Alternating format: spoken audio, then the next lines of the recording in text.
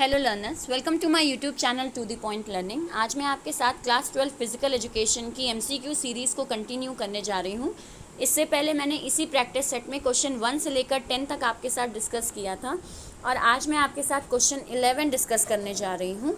तो इससे पहले अगर आपने वो वीडियोस नहीं देखे हैं तो उन्हें ज़रूर देख लें। मेरी क्लास 12 फिजिकल एजुकेशन की प्लेलिस्ट में आपको वो वीडियोस मिल जाएंगे जहाँ पे मैंने क्वेश्चन 1 से लेकर 10 के एमसीक्यू कवर किए हैं। ये एमसीक्यू टर्म 1 को लेकर हैं जो एग्ज़ाम आपका नवंबर दिसंबर में मोस्ट प्रोबेबली होगा। तो उसमें कौन कौन से क्वेश्चन आने की उम्मीद है उसके बेस पर मैंने ये प्रैक्टिस सेट आपके लिए बनाया है। सो स्टार्ट करते हैं क्वेश्चन नंबर 11 से। Which is not a disability, इनमें से कौन सा एक डिसेबिलिटी नहीं है। ध्यान रखिएगा, नॉट लगा हुआ है। हियरिंग, स्पीच, विजन या ADHD। तो इसमें आपका करेक्ट आंसर होगा ADHD। क्यों? क्योंकि ADHD डिसऑर्डर है, डिसेबिलिटी नहीं। वो दिमागी बीमारी होती है, वो शारीरिक बीमारी नहीं होती, इसलिए ADHD will be your correct answer. Next आते हैं क्वेश्चन 12 पे।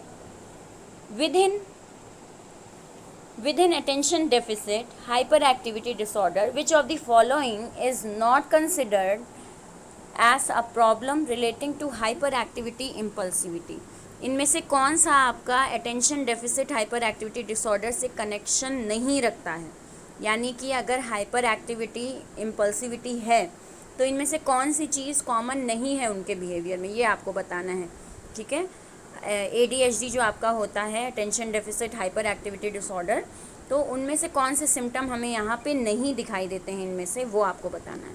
पहला है टॉक एक्सेसिवली, तो ये पॉइंट उनमें है।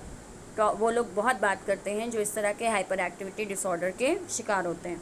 Rather than sitting still, squirms in seat and fidgets, यानी इधर उधर लगातार सीट पे यहाँ से वहाँ करना, वो एक जगह स्टैंड स्टिल नहीं रह सकते, तो ये भी पॉइंट था ADHD में।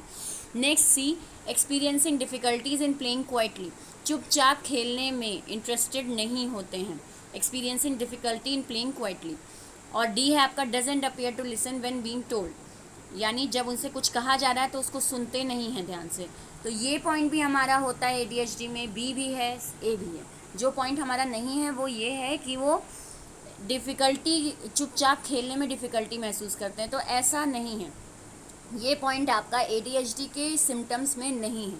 वैसे अगर थोड़ा आप कनेक्शन भिड़ाएं तो कह सकते हैं कि हाँ होगा ये पॉइंट, लेकिन ऐसा नहीं है। ये चुपचाप खेलने वाला ये पॉइंट कहीं पर भी आपके ADHD में नहीं, लेकिन बाकी 3 पॉइंट आपके थियोट्रिकल बेस पर हैं। सो हाइपर एक्टिविटी में कौन सा सिम्टम नहीं दिखाई देता, तो your answer is experiencing difficulties in playing quietly. Next आते हैं क्वेश्चन नंबर 12 पे, सॉरी क्वेश्चन नंबर 13 पे। क्वेश्चन नंबर 13 है आपका, which of the following are perinatal risk factor associated with ADHD? इनमें से कौन सा आपका पेरीनेटल डिसऑर्डर, यानी कि पेरेंट्स की तरफ से रिस्क जो होता है वो एसोसिएटेड होता है ADHD में।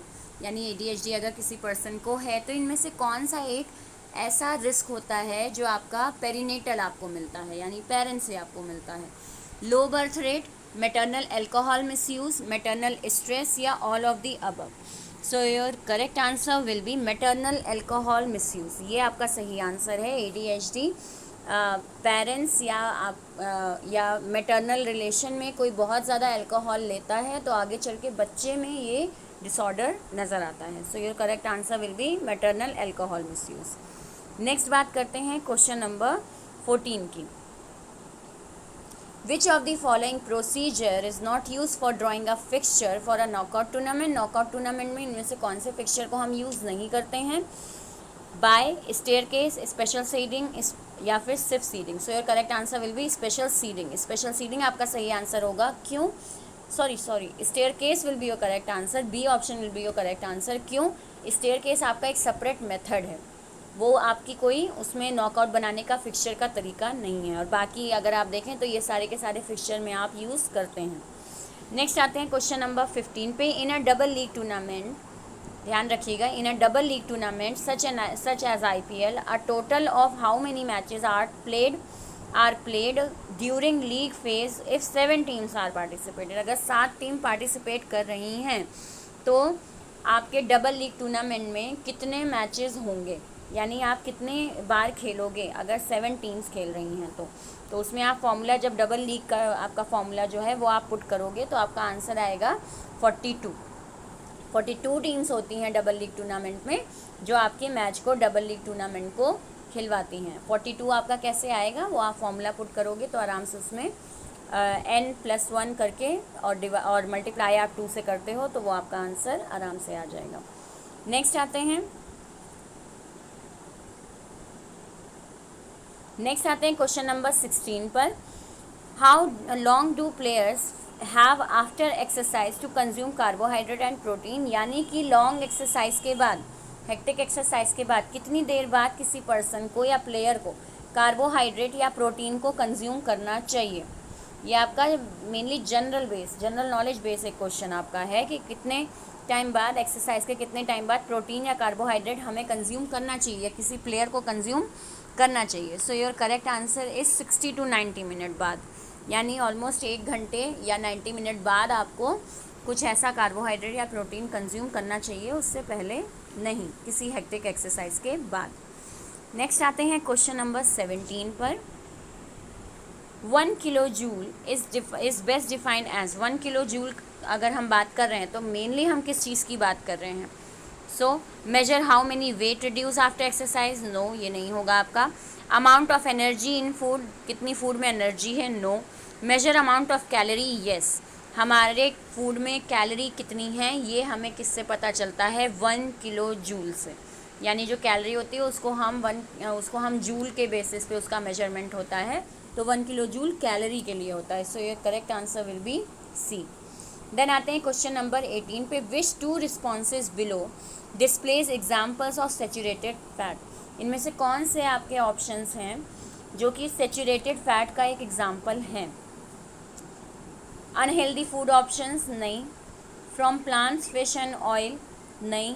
देन आते हैं from lollies and fast food, ये भी नहीं। Lean meat, chicken and fish, ये आपका होता है जो सैचुरेटेड फैट को सबसे ज़्यादा कंज्यूम करता है, यानी इन खाने की चीज़ों में सैचुरेटेड फैट सबसे ज़्यादा होता है, lean meat, chicken and fish.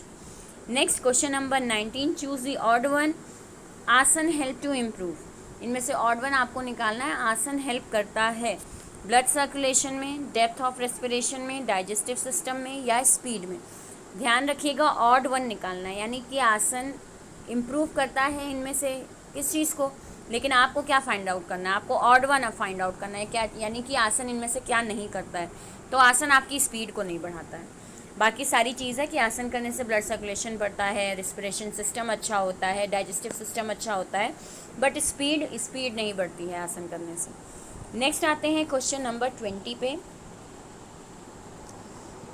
Choose which of the following is a statement are correct about yoga, इनमें से योगा की कौन सी स्टेटमेंट आपकी सही है।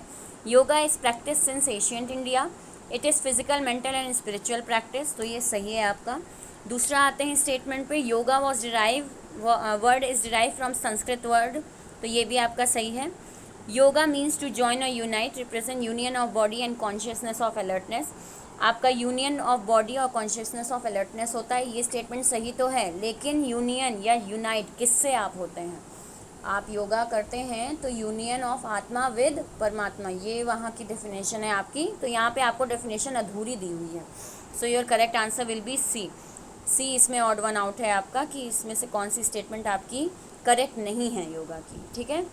तो आपका सही आंसर है सी स्टेटमेंट आपकी इनकम्प्लीट है।